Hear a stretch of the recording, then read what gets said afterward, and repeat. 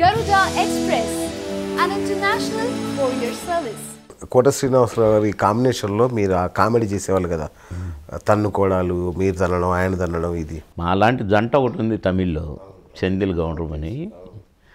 అది మేము వాళ్ళ కాంబినేషన్ కొన్ని సినిమాలు హిట్ అయినాయి, మామగారు, బావ మరి ఇట్లాంటివి. అందుకని ఇక అందరూ మా కాంబినేషన్ పెట్టి అట్లా ఉండేది. అట్లాగా కూడా మాది హిట్ పేరుగా మంచి పేరు తెచ్చుకున్నాం. కానీ ఆ తర్వాత విడిపోయారు కదా, మీరు కొన్నాళ్ళు మాట్లాడుకోలేదు ఈ విషయంలోనే ఏదో గొడవ పడ్డారని. ఈ విషయంలో కాదు, కొందరు ఉంటారు కదా మాకు పెట్టారు అట్లా, నీ వాడి వల్లనే నీకు పేరు వచ్చిందటని ఆయనకు చెప్పి, కోటదేముంది నేనే నా వల్లనే అని మళ్ళీ నేనన్నానని మళ్ళా ఆయనకు చెప్పి, ఇట మళ్ళీ నేనన్నా నాకు చెప్పి, ఇట్లా మాకు కొద్దిగా మనస్పర్ధలు పెట్టారు. మా నటులే, పేరు అని అనుకోండి, చెప్పండి, మీరు అన్ని స్ట్రైట్ ఫార్వర్డ్ చెప్పేస్తారుగా. కరెక్టే, కానీ అవసరం లేదు కదా. ఈ పవిత్రమైన స్టూడియోలో అపవిత్ర పేర్లు ఎందుకు నాకు. ఓకే,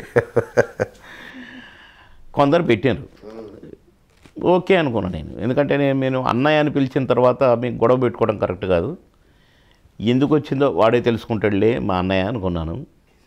అప్పుడు విడదీసినప్పుడు కాకుండా నాకు క్లిష్ట పరిస్థితి వచ్చింది కొంచెం. అవునా? ఎట్లా అంటే ఇక మేము కాంబినేషన్ చేయమని పెట్టారు బ్రహ్మానందం కోట గారు. పెట్టినప్పుడు ప్రొడ్యూసర్స్ ఏం చేశారంటే, బాబు మోహన్ కావాలి కనుక, బాబు మోహన్ ఉంటేనే సినిమాలు చూస్తారు కనుక, ఒక్క కోట బ్రహ్మానందం ఉంటేనే కాదు, బాబు మోహన్ కూడా ఉండాలి, ముగ్గురం ఉండాలని ప్రొడ్యూసర్లు ప్రేక్షకుల ఆశ. కానీ మీ ఇద్దరమే ఉంటాం అనేసరికి బాబు మోహన్ మరి కనుక వచ్చిందనమాట. అప్పుడు ఏం చేశారంటే నాకు ఒక పాట పెట్టడం, సిల్క్ స్మితనో డిస్కో శాంతినో జయలలితనో పెట్టడం, పాకిజానో పెట్టి ఒక పాట, 2 సీన్లు, బిగినింగ్ ఒక సీన్, ఎండింగ్ ఒక సీన్, అట్లా పుట్టిందే అంత భూమి ఉంటే ఏమో పాట. ఓకే ఓకే ఓకే పాట పెడితేనే సినిమా రిలీజ్ మేము డిస్ట్రిబ్యూట్ చేస్తామని బయర్స్ అంటే 3 నెలల తర్వాత నా 2 రాత్రులు దొరికితే, ఆ 2 రాత్రుల్లో బంజారా హిల్స్ పోలీస్ స్టేషన్ పక్కన గల్లీలలో తీసినది, అది ప్లేస్ దొరక్క.